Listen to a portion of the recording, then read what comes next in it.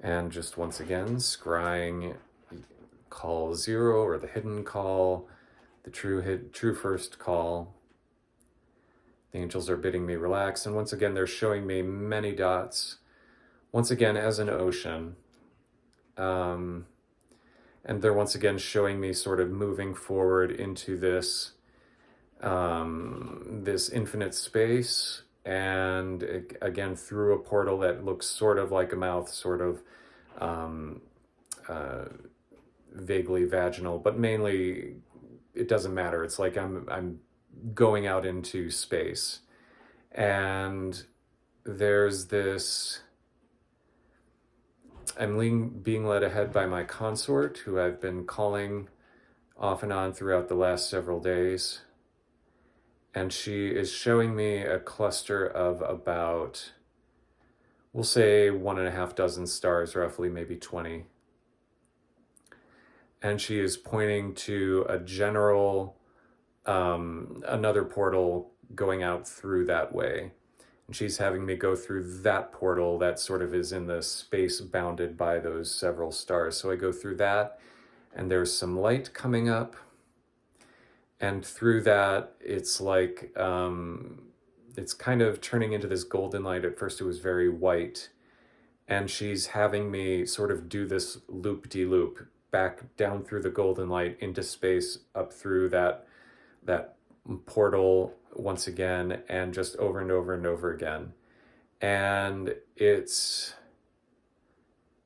I'm trying to see what this motion is. And so this motion, it's circular for me, but she's saying, imagine if it were spherical.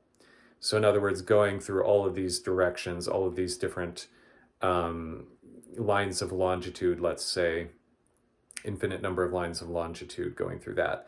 And then she's saying, imagine that it were, instead of a 2D opening, it were a 3D opening in 4D space, and again, a hypersphere, and again.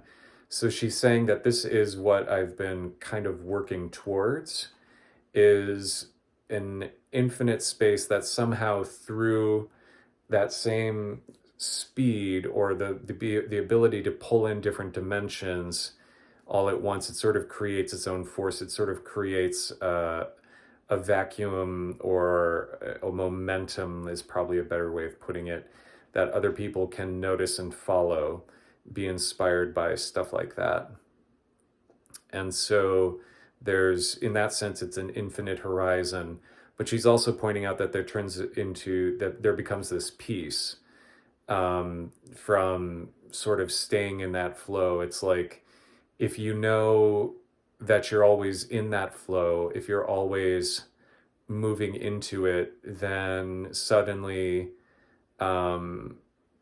she's pointing to my mundane life, where suddenly things that disrupt it are not as bad, because it's sort of the nature, right? Like when a beginner starts out, notices resistance, gets disheartened. An expert knows that there will be resistance and accepts that there will be resistance, and therefore the resistance has little effect on them. So I'm just leaning into this, and there's like this infinite light in there. It's sort of bouncing back between sort of this golden light and space. And if you could imagine three simple harmonic motion, except across the surface of a sphere, or across the volume of a hypersphere, so on and so forth, then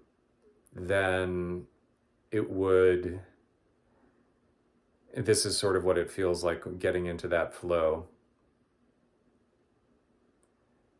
And just learning to be very, very accepting of it. So I'm turning back to my friend Cody P's question, and it's like,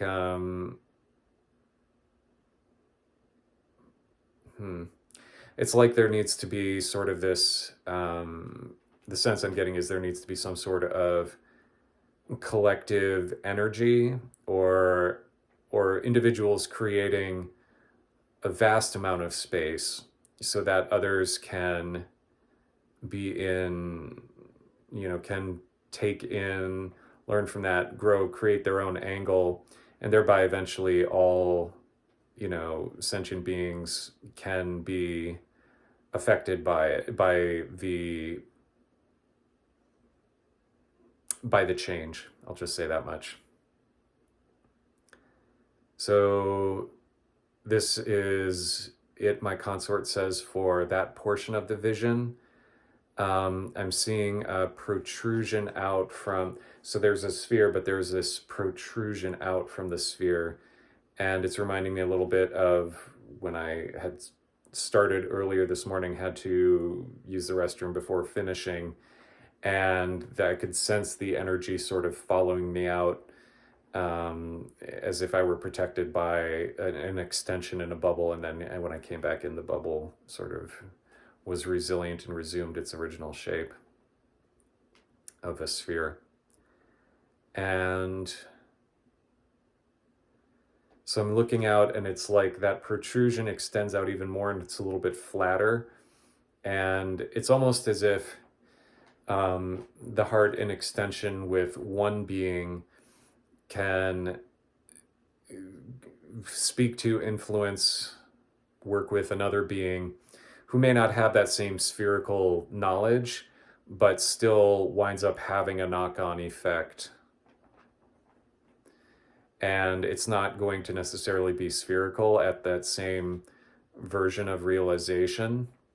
And I'm preferring that term now, actually. But still, it's important, and it's okay that the influence of the being with the spherical realization is only having an indirect effect, because that's just the nature of what reality is going to accept, and that's okay. In fact, it's just kind of how it is. And you don't need to worry about a projected notion of perfection, to also quote Cody P. Okay, so I think that's about it. So yeah, the angels are just sort of taking me back and are just going to do a little bit of work on my subtle body, because they're saying tonight will be very big, bigger than I've been expecting. So, okay, very grateful, thus ends the vision.